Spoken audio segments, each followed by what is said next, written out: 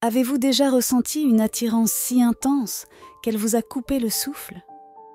Avez-vous déjà lutté contre un désir qui semblait plus fort que votre propre raison? Aujourd'hui, je vous présente une histoire qui explore ces pensées que vous n'avoueriez jamais à personne, ces fantasmes qui restent enfouis, mais qui parfois, pendant un moment, se rapprochent dangereusement de la réalité. Restez avec moi jusqu'à la fin. C'est une histoire que vous n'oublierez pas. Et si vous ne l'avez pas encore fait, abonnez-vous à la chaîne pour d'autres récits qui défient les frontières de l'âme et de l'esprit. Clara menait une vie parfaite, du moins en apparence. Elle avait un emploi stable, un cercle d'amis en qui elle avait confiance et une routine qui lui apportait la sécurité. Mais sous la surface de cette stabilité, il y avait un vide qu'elle n'arrivait pas à combler, mais qui s'est manifesté de plus en plus clairement lorsque Lucas est entré dans sa vie. Lucas était le genre d'homme qui ne passait pas inaperçu. Ce n'était pas seulement son apparence, les cheveux légèrement ébouriffés, les yeux sombres qui semblaient pénétrer toute défense, le sourire à peine esquissé, mais c'était sa façon d'être là. Quand il parlait, chaque mot semblait avoir un poids, une intention. Et lorsque ses yeux se posent sur Clara, elle sent quelque chose changer en elle. C'était comme si, pour la première fois depuis longtemps, quelqu'un la voyait. Au début, Clara pensait qu'il s'agissait d'un coup de foudre passager.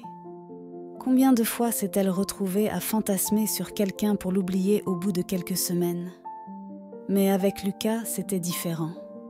C'était comme s'il avait allumé une étincelle en elle, une partie d'elle-même qu'elle pensait endormie depuis longtemps. Chaque fois qu'elle le voyait, son corps réagissait avant son esprit.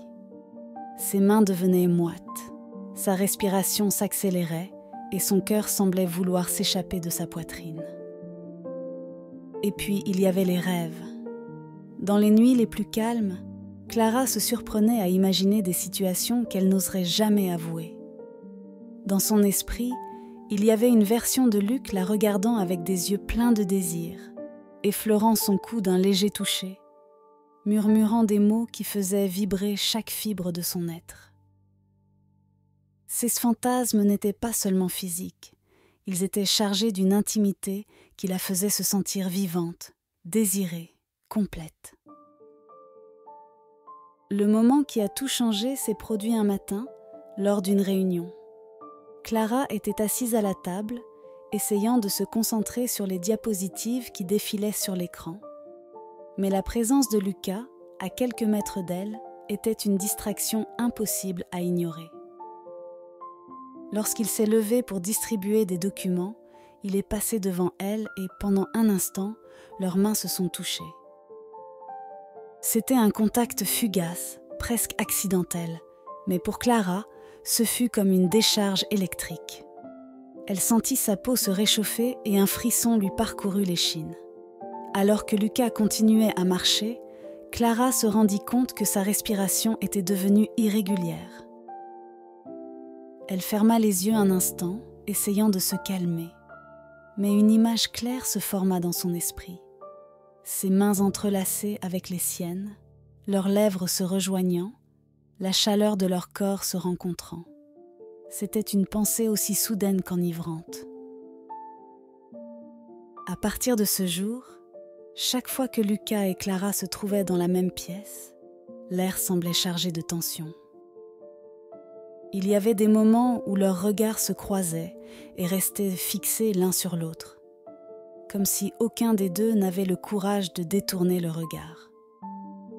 Dans ces moments-là, Clara ressentait une sorte de défi, comme si Lucas lui disait sans mots « Je sais ce que tu penses, parce que je le pense aussi. » Les nuits de Clara deviennent de plus en plus agitées. Allongée dans son lit, elle imaginait ce que ce serait d'être seule avec Lucas dans une chambre, à l'abri des regards indiscrets.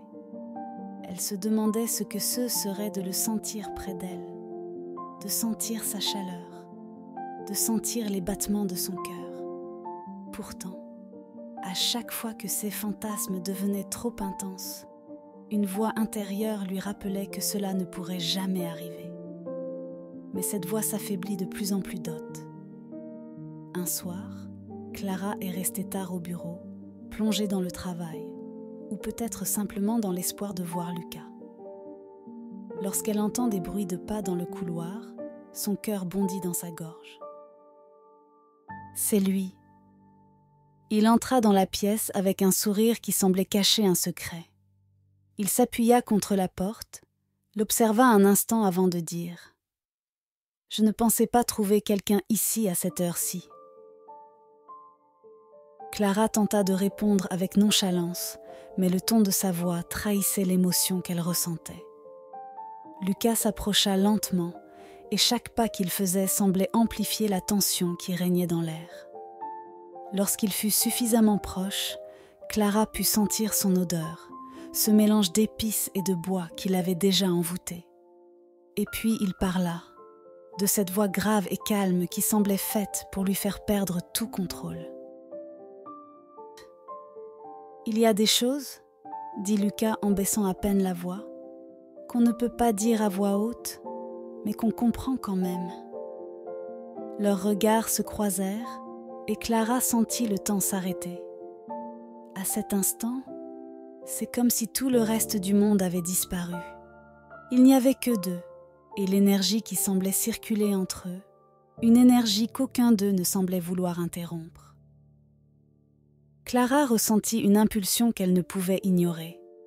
Elle voulait se rapprocher, briser cette distance qui semblait à la fois infime et infinie.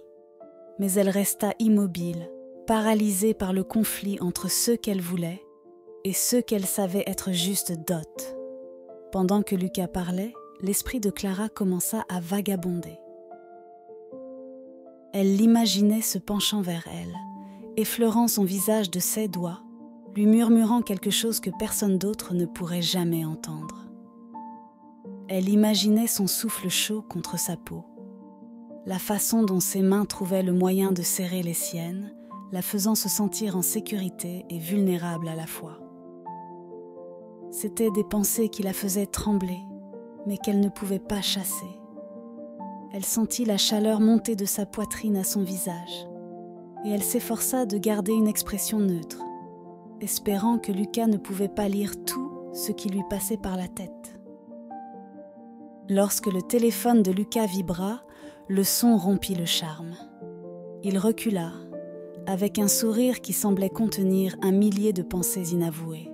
« Je ferais peut-être mieux d'y aller, » dit-il, mais le ton de sa voix trahissait quelque chose de plus profond. Clara acquiesça, incapable de dire un mot. Elle le regarda quitter la pièce, et le silence qui régnait après lui était presque assourdissant. Avez-vous déjà vécu une situation aussi intense et chargée d'émotions ? Écrivez-le dans les commentaires.